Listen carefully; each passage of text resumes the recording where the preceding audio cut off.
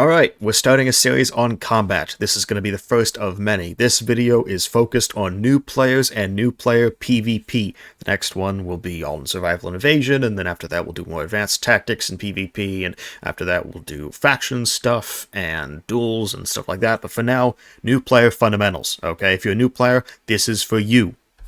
So, some images are mine, some are from the Northwind wiki. If you want to use the wiki, it's right there. I'll link it in the description. It's not got the most up-to-date information, there's some weird shit on it, but otherwise it's the best resource outside of like videos like these, and then like spreadsheets. Okay, so first off, always, golden rule of PvP, have a primary, a secondary, and a melee. Combat is designed around it. You will be at an enormous disadvantage if you don't have all three of these, okay? They're pretty cheap. Go to a smithing store, you can get them for pretty cheap.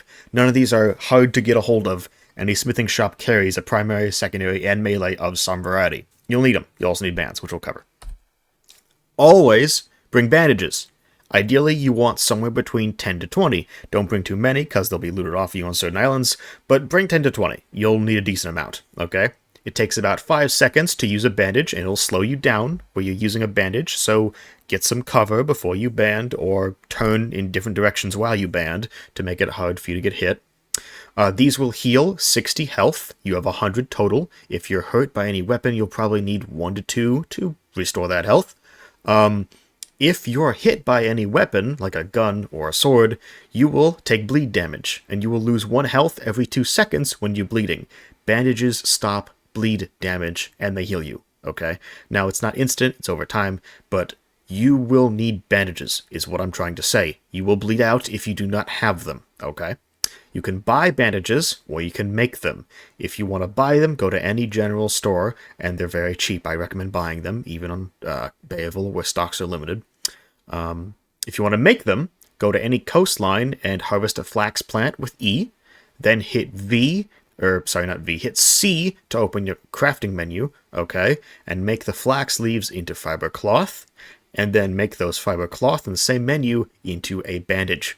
It's annoying to do this, but it also works if you're on like Ellesmere or something and you can't buy bandages, or they're sold out in your server, in which case hop to another server. Okay, lead balls. Buy them if you can, or make them. Now, you usually buy them on islands that aren't Ellesmere or Bayeville. Bayeville has limited stocks, and Ellesmere doesn't sell them, okay? So, most of the time, buy them. But if you can't get to a smithing store and buy them, you will make them. Here's how you make them. First, go to the Bayeville mine or any other mine with a lead deposit, which is most of them. You will mine the lead ore yourself.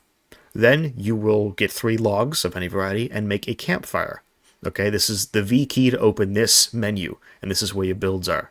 Once you've made that campfire with 3 logs, okay, you'll need to equip your lead ball mold. You can buy this at a smithing store, and then hold it out over the fire. Then you're going to just left-click over the fire, and you'll make 5 lead balls per lead ore. Kind of complicated, which is why people buy them instead. Same with bandages. Buy these if you can't make them, and make them, okay? Now, where do you put those lead balls? Put all of them in a munition pouch, okay? Put them all in there. Some people carry loose lead. I wouldn't recommend it. Put them in the ammo pouch, okay? This makes your lead unlootable, okay? Your balls are unlootable, okay? Craft the pouch at a tanning rack. Very easy to do. These are everywhere. Tanning racks are literally everywhere. Okay, every spawn has one except, like, I guess, Ellesmere. 1 ingot will be required. 1 rabbit pelt will be required. These are pretty easy to get on every major island, especially easy at Bayeville, and you can even buy these pouches at Bayeville if you go into the hunting/leatherworking store. You'll probably want 6 to 12 ammo pouches. That's 60 to 120 shots, unlootable, very important, unlootable, that's why we have these, okay? You'll want as many or as few as you want. If you're grinding, you'll probably want somewhere like 6 to 8. I typically carry about 8 on me on average. If you're running a blunderbuss, you'll probably want 12-ish, you'll want a lot. If you're into PvP, if you're into faction events, you'll probably want 12-ish, you'll want a lot. Bring as many as you think you'll be using, basically. Okay. Save zones. You can be looted as a player outside a save zone on every island that is not Bayeville. There is no looting on Bayeville. That is the green starting island. You see that save zone thing right here? This is how you know you're in a safe zone. If you don't see this, you're probably not in a safe zone, okay? Now, This red hand on the immediate right here, this in your inventory, when you hit G, you'll see your inventory, indicates an item is lootable by other people on the island you're on. So if you're on Cantermain, if you're on Ellesmere, if you're on Stonemore or Rupert or the Event Island, okay? If you're on any of these islands that isn't bayable, and you hit G, you'll see a hand. That means your bullshit can be taken off you. That hand is a lootable item. So if you exit your save zone and get killed, and someone comes up to you and loots you, they can take the red hand item there. Now, traditionally, this is going to be certain types of illegal resources that have an orange hand, those can be looted. And this is going to be your guns, and your melee, and your ammunition, and your bandages, and some of your food. That's traditionally what's lootable, okay? There's some special exemptions, but that's basically it, okay? So, when you loot someone else, you get a 20-minute bounty. If someone loots you, they get a 20-minute bounty, okay? Other players go here, and they can take that little bounty contract. There's one of these on every server. And they can track you down. They can loot you if you're outside safe zone. And they can put you in a prison for bounty XP and some pounds for themselves, okay? Now, it's only 5 minutes in the prison. It's not that bad. But just keep this in mind. It's a little bit annoying, and they will fuck with you. And they can track you. They don't know exactly where you are, but if they have your bounty, they'll know the region of the map you're in, okay?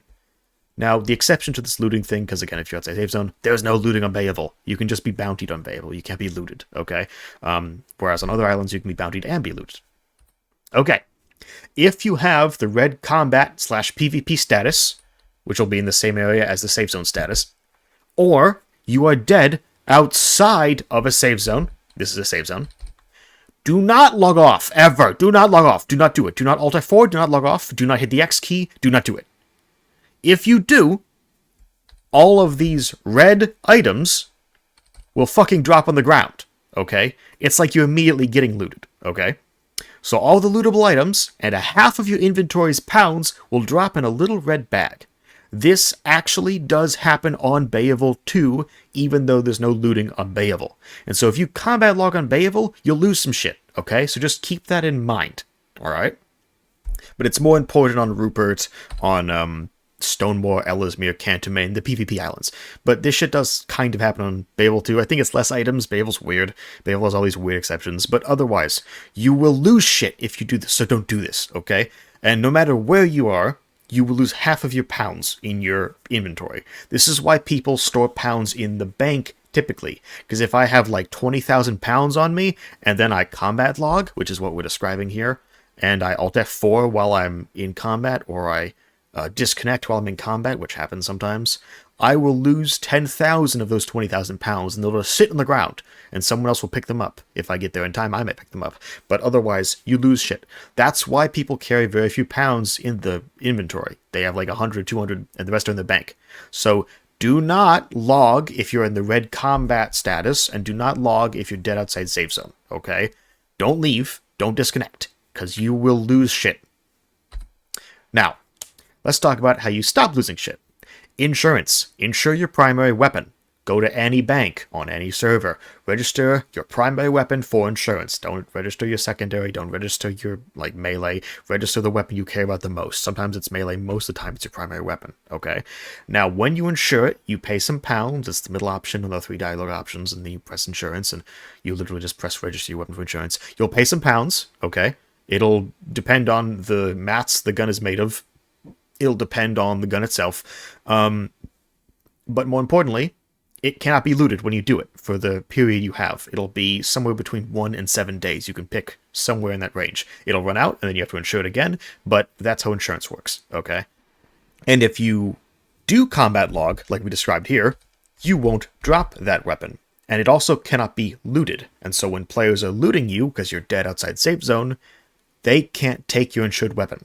This is how you keep like a Jezzail safe, or like an end game weapon safe, because you've insured it. The other weapons can be looted, sure, but not that special weapon like a Jezzail, like a Tanagashima, like anything that matters, okay? So, PvP. Use guns for PvP, use bows for hunting. Do not bring a bow into a PvP engagement, you will get fucking dumpstered, okay? Guns counter bows very well in Northwind, okay? They're perfectly made to counter bows, in fact, okay? Guns are very mobile, bows are the opposite. They lock you in place while you shoot with it, okay? So, Do not try a bow and pistol combo either. People try this, new players try this. You're managing 2 ammo types. It's especially bad on a PvP island where you can be looted. I'm not getting into why. It's really bad because you're managing ammo types. Use a gun and a small gun. Okay? If you're hunting and there's no PvP like stress on you, you can actually try 2 ammo types. It's not that bad because you're fighting a wolf or some bullshit. Okay? And in that environment, you can use a bow to conserve ammo because if you shoot a lead ball, it's gone. If you shoot an arrow into an animal, and it dies, you walk over and you can pick the arrow out of the animal and you can conserve ammo that way. Okay? But if you shoot a lead ball, it's gone. So bows are good for hunting. They also aggro animals less, and so a bear will attack you less often if you shoot with a bow, but that's a different thing. Bows are for hunting, guns are for shooting. Use guns in PvP, use bows for animals, okay? Just in general. Guns are decent in animals too, but keep in mind you'll lose a lot more lead if you do that, so you'll need a lot more ammo if you hunt with a gun. Anyways, good starter weapons, okay? These are the ones that the game basically picks for you regardless, but they're still very good anyways, so I'd recommend them. Veteran players use these all the time, just like new players. These are like the go-tos if you get dried on any island. They're just starter weapons, and they're sold at most smithing stores or made pretty easily at any anvil. So the Charleville musket, 60 damage, 10-ish second reload. It's not very accurate. It's a jack of all trades, master of none. It can mount a bayonet if you want, which is a cute little 2-hit kill melee weapon that's very easy to block. Kind of shit because it makes you very inaccurate. If you want to try a bayonet, you can put it on the gun and then insure the gun. And now if you die with the bayonet on the gun, you won't lose your melee weapon, which is the bayonet on the gun. It's cute. It's kind of a gimmick. I don't like bayonets, but if you want to try one, you can. That's the Charleville. It's a musket. It's okay at everything, not great at anything. It can mount a bayonet. The blunderbuss is Northwind's go-to shotgun. This is kind of a meta weapon for basically everyone who uses it. It does 125-ish damage, last I checked. You have 5 pellets. You only need to hit 4 of the 5 to kill someone. It's very close range, but very effective at what it does. If you're like grinding in a cave or something, I'd recommend a blunderbuss. These are very, very, very good for grinders in caves, and they're very good for anyone who fights in close quarters, like in a house fight. Awesome weapon. Keep in mind, it will go through lead like a motherfucker. So if you're running a blunderbuss, you'll need a lot of extra lead in your pouches. And it shoots 5 lead balls per volley, so it's annoying. Whereas like a Charleville musket will shoot 1 lead ball per volley. Sharp pistol, it is pretty much the go-to secondary. It's great. It's not as good as Oppression, but it's good enough for any new player. It does like 50-ish damage. It's just a sharp pistol. You'll need one, okay? Make sure you buy one. Boarding axe and cutlass, you can go either or. Never pick a boarding pike, but the boarding axe and the cutlass, they're pretty good. The cutlass is, again, kind of a Charleville if it was a melee. Not great at anything, but not terrible at anything. 5 swings, decent speed, does 40 damage, so 3-hit kill. The cutlass is nice because it's more maneuverable than a boarding axe, and it gets more swings than a boarding axe. The boarding axe is just sheer damage, kind of like a blunderbuss. It will do 70-ish damage if I recall correctly, and it gets 3 swings, whereas the cutlass gets 5 swings. But it's very slow. The boarding axe is easy to block, and it's less predictable, which is good outside safe zone, less good in duels. No one really blocks outside safe zone, but if you want that competitive edge, the cutlass is more of a finesse weapon, and the boarding axe is more of a brute force weapon. Boarding axe is better in PvP outside save zone, kind of like how the blunderbuss is better in PvP outside save zone, but the other weapons are all still good too. TLDR, Charleville is your jack of all trades, Blunder is your shotgun, sharp pistol you should have regardless, the boarding axe is for high damage, slow melee, the cutlass is for lower damage, fast melee. Pretty simple, use these, they're awesome. Next video in the series is going to be survival and evasion. The stats for all of the weapons in the game, some 60, 70 fucking, actually I think it was 92 weapons in the description, minus the fucking knives, because fuck knives, and minus bows, because fuck bows. And the wiki is also linked in the description, so if you need more information, go there. I will see y'all soon.